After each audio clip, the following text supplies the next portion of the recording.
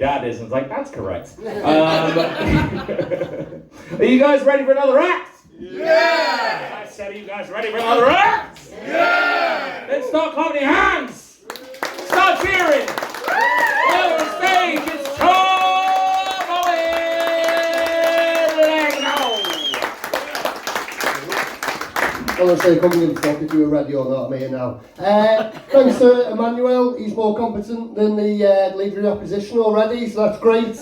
He's made strides. I got told off earlier this week for mocking a Nazi salute, so I've gone with a super safe set about being diverse, growing up round the Wirral.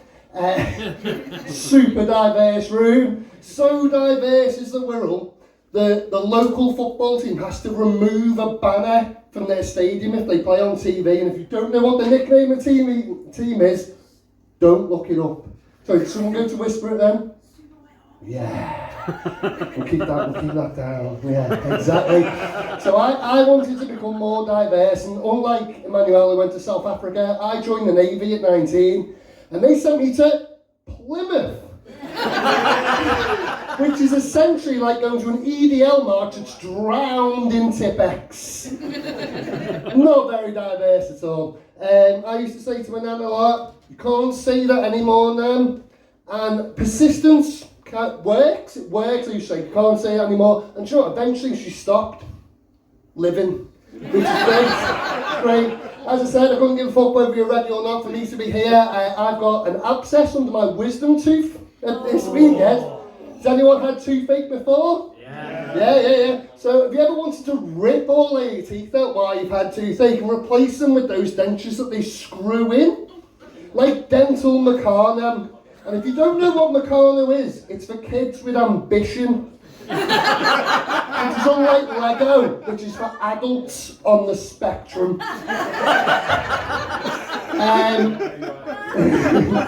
Are you an adult on the spectrum? Or are you just nodding along? Just nodding along like Churchill.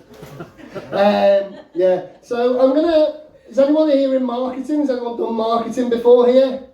No? Right, you're going to be my focus group. These are slogans I have seen for companies recently that have made me go, someone's been paid for this. So Kellogg's have got one for cornflakes at the moment. They're called the OG. Do you know why Kellogg's cornflakes were invented? No? They were to stop mentally ill men masturbating. That's it. You're in a White House in the middle of nowhere. The two things you've got to do, farm in and read Jane Austen. If I got to do those things, I was getting the hoe out. I'd go, I want to call her. But yeah, the OG, that's not a slogan. Like, M&S have got life insurance. The slogan for M&S life insurance, Plan A, because there is no Plan B. We've all got metal coat hanger somewhere, surely. Fuck me. What else did I write down? That was rough. Hooters, now on Just Eat. Surely that defies the objective Hooters. What cunt is lazy enough? They're ordering chicken wings from Hooters. Like poor fucking Chad playing Xbox going, do you know what? Can't be arsed seeing tits in real life today. I'll just put the VR on, have one fucking Bonnie Blue headset and one Call of Duty. We'll be fine. And some poor bastard will turn up and they'll be like, just put this uniform on for it, it'll be fine. You'll get a good tip that way. On the bike with the fucking gloves on the front. Great idea. I shaved my head recently. I thought I'd be like Britney Spears. Turns out it was more like Britney Spears in 2007. We shared clearly having a mental breakdown. And I wasn't like Britney Spears at all. I looked more like Wallace from Wallace and Gromit. So I've been perfecting an impression, so let me just get my plasticine face ready. Oh no, Gromit! I seem to have sexually assaulted that middle-class woman of a set. That's Greg Wallace, isn't it? It's Greg Wallace. Always getting too confused. Right, Greg Wallace. I'm divorced, unfortunately. But I've been dating. Has anyone heard of the rule 7+? Yeah. No, yeah, fucking nonce. Jesus, that's not the rule, Richard. The rule is 7 plus half your age. I'm not allowed to pick my son up from school anymore.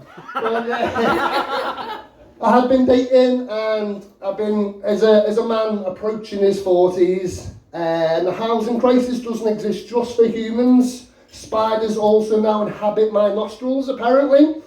I've been going grey, but also getting acne at the same time. It's like having both sides of the Benjamin Button spectrum going on. But I had a younger girlfriend for a while, and she's been getting me into the cultural zeitgeist. So she's been teaching me about chaperones. Everyone know cultural phenomenon chaperone? No? Right, okay, I'll teach you something. She's got a song called Phenomenon. It's about empowering women, which is great. I'm all about that. Get out the kitchen, it'll be fine. But one of the lines in this song is "Make it hot like Papa John's." And here's a history lesson for you. Papa John was removed from his own company because he's a racist. And she said, "Oh, I didn't know that." I said, "Oh yeah, like he put out a load of tweets, they removed him from the box of his own company, they removed him from the board." She went, No. I didn't think Papa John was a real person. I thought he was a mascot for the company. And she went, "Like the Colonel from KFC. Also a real fucking person!" And he fucking stole black culture, and he's still on the fucking box at KFC. If I had a box at KFC without the Colonel, I'd be disappointed.